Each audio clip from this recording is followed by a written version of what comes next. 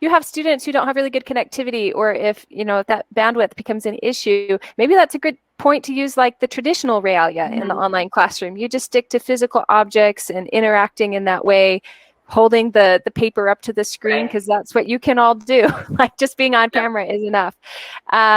Yeah, and Caroline, sorry, Sharon? I just wanted to add that it can take a while if you're like, hey, everyone, open a new window, and you have to go to the poll. Like sometimes it's not worth the time to get everyone to understand how to open different things. If you're like, this is what I'm going to do every class, then definitely just devote some time to that at the beginning to here's how the technology works, and then going forward, it'll be easier.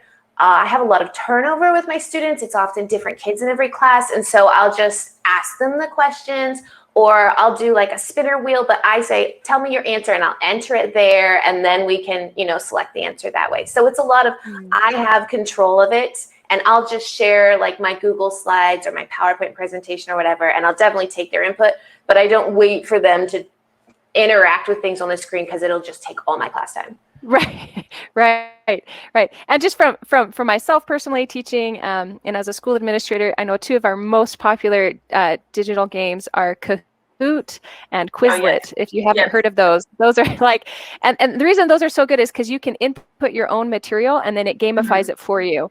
So Quizlet is kind of like a flashcard, and you put the one side of the flashcard and the other side of the flashcard, and then because you've already put in what the answer is, then it turns that into a game, and you can compete against other people, even online, virtually, and Kahoot does the same thing. And so those are really easy game or quiz platforms that you all you have to do is have a list of, it doesn't have to be vocabulary words either. It could be which is the correct grammar in this sentence, or it could be like what is the definition of this word, or what is the main idea of this reading passage. Anything with a question and answer, you can gamify it. And the students, I've noticed with those two, the students connect to those really easily. It's very user friendly, and I don't have the user error as I do with other issues with other platforms. Yeah.